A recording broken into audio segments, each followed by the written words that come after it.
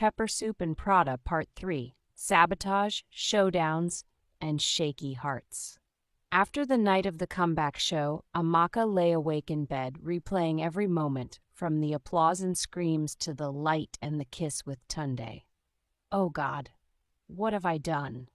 Amaka wondered, frustrated. Her phone buzzed with congratulatory messages, bringing a smile to her face despite the turmoil. But then a message came in from Chike, making her heart clench. "Not today, Satan," Amaka said, defiant. "Babe, you trended on Twitter. #Amaka is back is #2 in Nigeria," Bola said, excitedly. "You're joking," Amaka replied, disbelieving. "Look, everybody is shouting about your Jella headpiece. Even WizKid's stylist posted it," Bola exclaimed, still excited. Amaka's knees went weak as Bola showed her the phone. Opportunities were pouring in. "Thank God. I thought I was finished," Amaka said, relieved. "Finished, Key? You're just starting. We go pepper them," Bola encouraged. Amaka's phone buzzed again with a message from Tunde. Amaka smiled, and her heart was already saying yes. That afternoon, Amaka arrived at her mother's house. "Amaka, sit down," Mama T said sternly. "Mummy, what did I do again?" Amaka asked, defensive. "I saw you kissing that small boy. Do you want to disgrace me?" Mama T accused. "Mummy, you were watching?" Amaka said, shocked. "A whole you, falling for a boy that is still drinking Cerelac," Mama T disapproved. "He's not a boy. He's 27, Amaka defended. 27? That one his age? Be careful with him, Mama T said skeptically. "I'm not marrying Chike. Tunde is important to me," Amaka asserted. "Important? Devil has succeeded," Mama T exclaimed dramatically. Amaka grabbed her bag and stormed out before more could be said. "You look tense," Tunde said, concerned. "It's my mum. She doesn't like us," Amaka replied, frustrated. Tunde responded lightheartedly. "She doesn't even know me yet." Amaka, still frustrated, said, "She knows enough. She thinks you're too young, too poor, too—" "Shh! Let me worry about your mum. You just focus on being fabulous," Tunde reassured. Amaka smiled reluctantly, her mood lightened by Tunde's words. They arrived at a small Amala joint in Yaba, surrounded by the hustle of real Lagos life. Amaka asked, curious, "Why here?" Tunde answered jovially, "Because this is real Lagos, not those fake rooftop restaurants." Amaka laughed, finally relaxing as they enjoyed their meal. Tunde said playfully, "This is the real you. No cameras, no stress, just Amaka." Her heart fluttered again. That evening, Amaka found Chike waiting at her studio. "What are you doing here?" Amaka asked, annoyed. "Relax. I came to congratulate you," Chike said with a smooth tone. "Cut the nonsense. Why are you really here?" Amaka demanded, suspicious. "I made a mistake. Funmi is nothing compared to you. I want us back," Chike admitted, apologetic. "Back? After what you did?" Amaka retorted, bitter. "Forget the past. We can be stronger together," Chike persuaded. "Chike, get out," Amaka said dismissively. "Don't be rash. That Tunde boy cannot give you the world like I can," Chike said, condescending. Amaka froze, Chike's arrogance grating her nerves. Bola stormed in, chasing Chike away with a glare. "Because goats always find dustbin. Ignore him," Bola said, supportive. The next day, disaster struck. Amaka woke up to find herself embroiled in a controversy, accused of stealing designs. "This is sabotage. I swear it's Funmi. Look at this rubbish," Bola exclaimed, anger in her voice. "People will believe it. They'll think I'm a fraud," Amaka said, distressed. Just then, Tunde arrived, carrying breakfast, and sprang into action to handle the crisis. "This is trash. Don't worry. I'll handle it," Tunde said, determined. "How?" Amaka asked, sobbing. Tunde rallied his tech friends to dig up old proofs and flipped the narrative by evening. "Tunde, you did this?" Amaka asked, amazed. Told you I've got your back, Tunde said softly. For the first time, Amaka truly let herself believe she wasn't alone. Mama T said with hostility, "So you are the one causing confusion in my daughter's life." Tunde replied politely, "Good afternoon, Ma. With all respect, I'm not causing confusion. I love your daughter." Mama T responded disbelievingly. "Love? You, small boy? What do you have to offer?" Tunde answered steadily, "I may not be rich yet, but I have vision and drive." Mama T dismissed him, saying, "Support? Don't come and waste my daughter's time." Tunde said defiantly, "I'm here because I care for Amaka. If you can't accept that now, I'll wait, but I won't leave her." Mama T blinked, shocked at his boldness, unable to find words. That night, Amaka sat alone, thinking about her crossroads between Tunde and Chike's offers and what she truly wants. Her thoughts were interrupted by a call from Bola with exciting news. "Babe, guess what? We've been invited to showcase in South Africa Fashion Week," Bola said, excitedly. "What?" Amaka replied, surprised. "Your comeback is complete. You're international now," Bola said joyfully.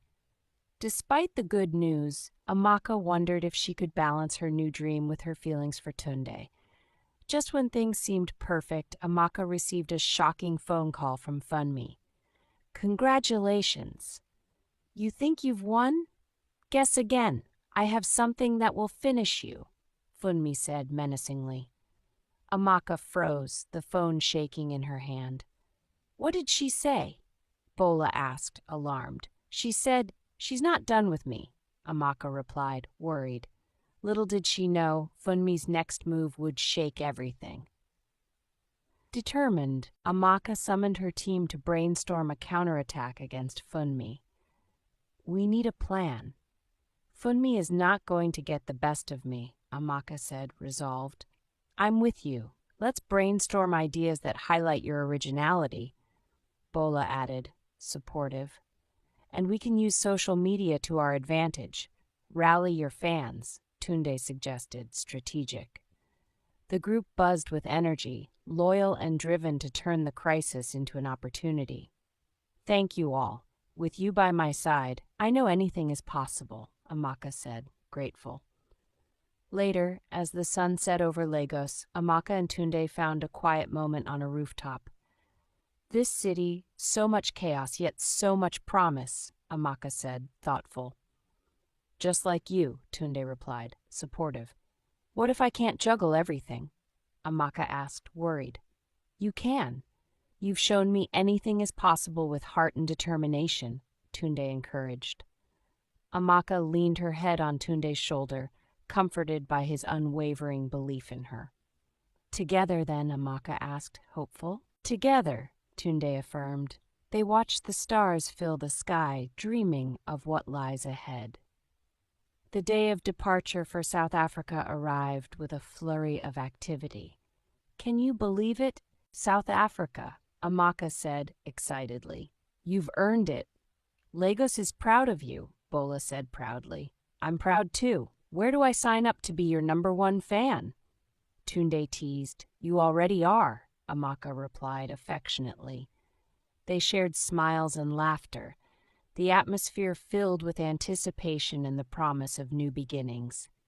In a quiet moment backstage, Amaka took a deep breath, ready to face the world. "Whatever happens next, I'm ready," Amaka said, determined. "You've got this." "Remember, we're not alone," Bola said, supportive. "And no matter what, never stop believing in you, because I never will," Tunde said, steadfast. Amaka smiled, feeling the weight of her worries melt away as she stepped out onto the runway, lights glinting off her creations like starlight. The future awaited her, bright and boundless. Later that night, the after-party buzzed with the excitement of South Africa Fashion Week. "I still can't believe it. We did it," Amaka said, awed. "No surprise there. You're unstoppable," Tunde said, admiring her. "And this is just the beginning. Tomorrow, Paris? Milan?" Bola said, ambitious. Why not? Let's take on the world, Amaka replied, confident, their laughter mixed with the music under the moonlit Johannesburg sky. To new adventures and chasing dreams, Tunde said, uplifting.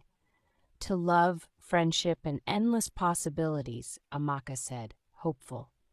The three clinked glasses, their spirits high, each step one closer to destiny. As they strolled down to a serene beach the day after the show, the group found a quiet spot to sit and reflect.